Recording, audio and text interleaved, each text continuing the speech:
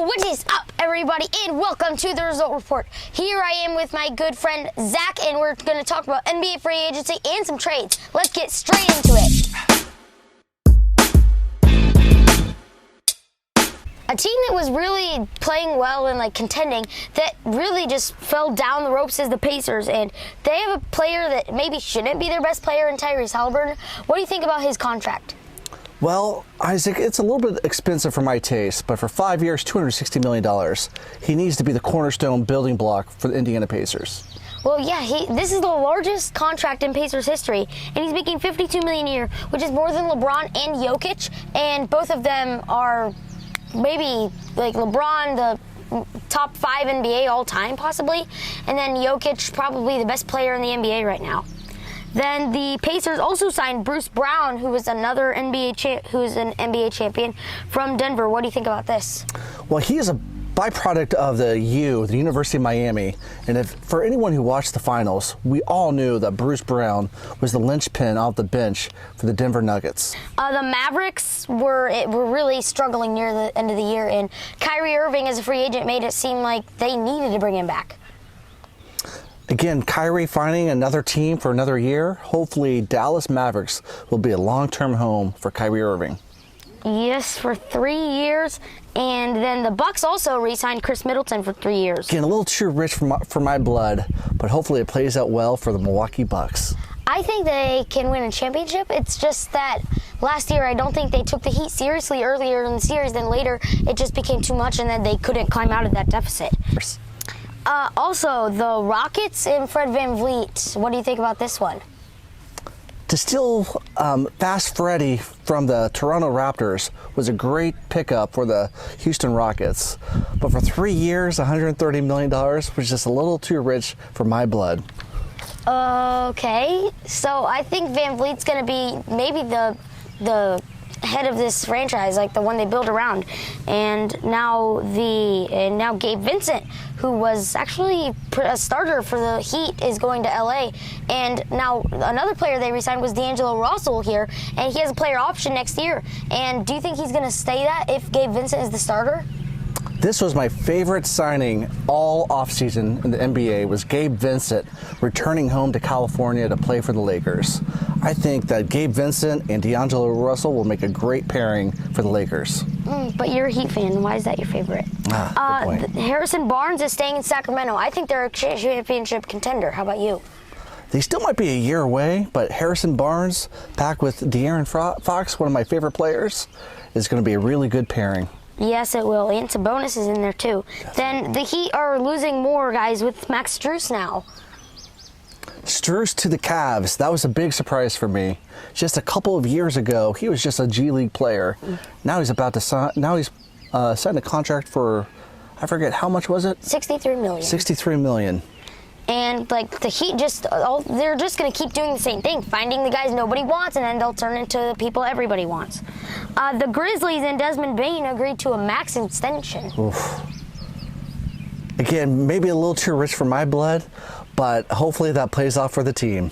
Probably will. And now after the Raptors lost VanVleet, they get a good guy Schroeder. Do they even out?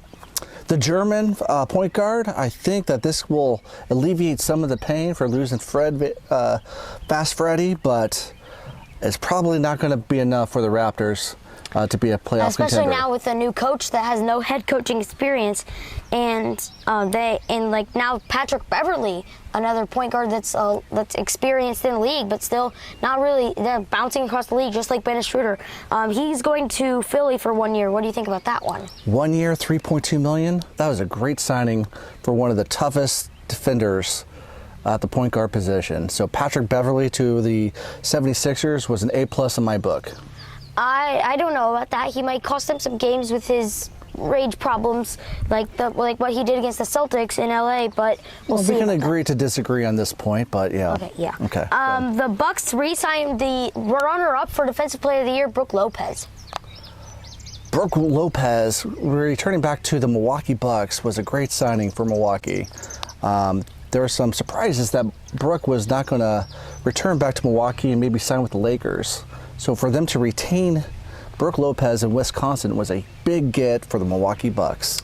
Yep, and speaking of the Lakers, they just signed Jackson Hayes to a 2-year deal, and he was getting some solid minutes with the Pelicans.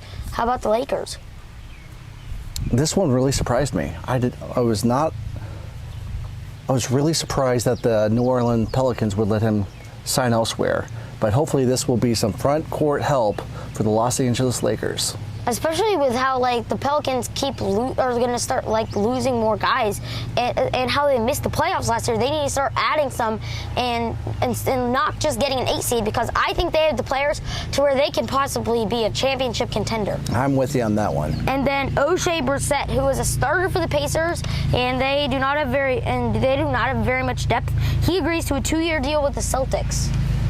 I thought that was a great bench signing for the Boston Celtics. O'Shea Brissett, even though he was a Canadian, I still think he was a really good signing for the Boston Celtics, especially for to help back up Al Horford at the power forward position. And then the Lakers just continue to reload their players, and they just signed Austin Reeves for 4 years and Rui Hachimura for 3. This is the star power of Hollywood. To get Austin Reeves and Rui back to the Lakers, those were some big signings for the team. Yes, that was. And then Kobe White is coming back to the Bulls. Kobe to return back to Chicago was a great signing in my book. Jeremy Grant, after Lillard has just requested trade, maybe because of Jeremy Grant with a max extension in Portland. 5 years, $160 million might be a little too rich for my blood, but for Jeremy Grant to return back to the Portland Trail Blazers was a good signing. Maybe that just shows how Damian Lillard doesn't like him or something like that. And then about the Heat losing their guys, they just signed all of these to 2-year contracts. Kevin Love, Josh Richardson, and Thomas Bryant. I have no comment on either of those 3 names. Kevin Love? He's a starter. Sometimes. Kevin Love, Thomas Bryant, and who was the third? Josh Richardson. Josh Richardson to return back to the Miami Heat. That is just going to help solidify the bench for the South Beach Heat team. Yes, and some of those guys maybe the people don't want, but they'll turn out to be the ones they want maybe. The Suns signed Chimezie Metu, Damian Lee, and Yuta Watanabe for 1 year. I think all 3 signings were a great pickup for the Phoenix Suns. Yes, they need so much depth, and they have none of it really right now after trading all those guys in the Kevin Durant trade. Hornets signed a max extension with LaMelo Ball that is equivalent to Halliburton's. If I had my choice between Halliburton one hand and Bell and the other, I'm going Halliburton. But for Charlotte to retain Ball, that's going to be a big pickup for the Charlotte Hornets. It's so big for them. Year. They're building their franchise, everything around him, and if they lose him now, they have to find someone else. The Mavericks signed Seth Curry for 2 years. He's heading back to Dallas. Curry back to Dallas and the Mavs. I think that's a great depth signing for any kind of player to back up Kyrie and Luka. Big pickup for Dallas. The Magic signed Joe Ingles and Mo Wagner for 2 years each. Is this a big signing for them? If you're asking me, depth at those kind of key positions is the way to go. They could possibly make the play, and I think that's their goal right now.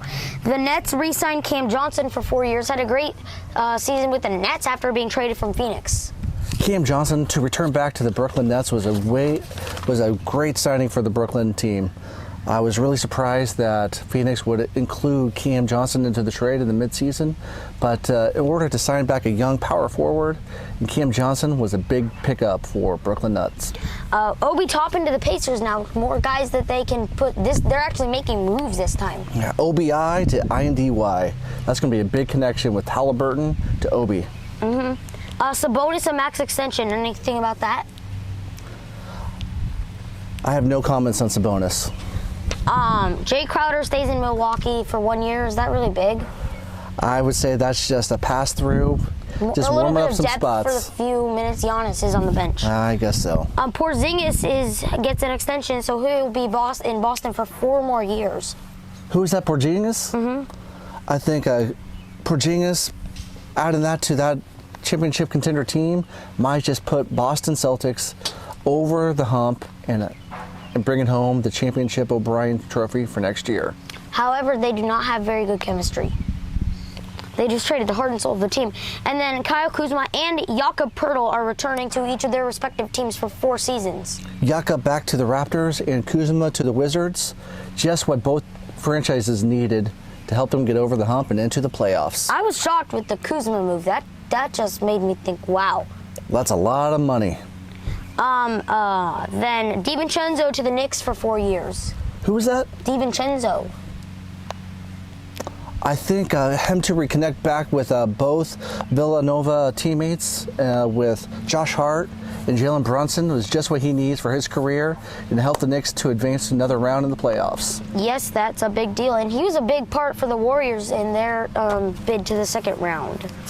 Then on to the NBA trade. We were talking about Chris Paul in one short, and the Suns have traded him to the Wizards for Bradley Beal. Is this a good move for them or not? Beal to the Suns, Chris Paul to the Warriors. I think that's a win-win dance. And then him to the Warriors, that is correct, as the Wizards traded him for Jordan Poole.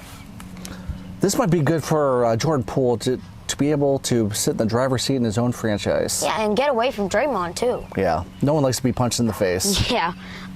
James Harden picks up his player option, and he's working on the 76ers for trade scenarios. And the Clippers and Knicks are the front runners that he might want to go to, and he's likely played his last game. Where do you think he's going to go? Well, let's turn the tables here a little bit.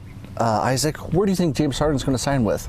I think that the best... I just think that the Clippers are always favorites, but they never actually get the guy. Same with, like, sometimes the Lakers. But I think he's going to go to New York, and a good asset that they could end up trading is, like, they could put R.J. Barrett in the mix over there. They could send Josh Hart there. But, like, I just think that maybe Brunson, like, could be sent over there. And, like... I think the Knicks are the team for him to go. Yeah, the big beer to the big apple makes a lot of sense to me, too. Yeah. Then Lillard to the Heat, Nets, or Clippers?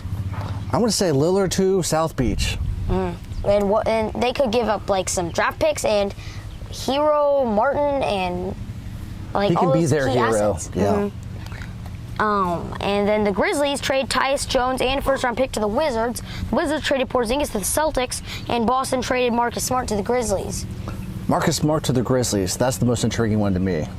What do you think? Originally, Brogdon was the one that was going to be traded, and then they just traded the heart and soul of the team, and so that just shows Boston's not going to win the championship this year, to me. That just adds something for Memphis. Agree to disagree, but we'll let the games play out. Okay. The Wizards trade Monte Morris to the Pistons for a second-round pick, and the Nets trade Joe Harris to the Pistons for a $25 million exception. I think the Detroit Pistons are really building something for next year.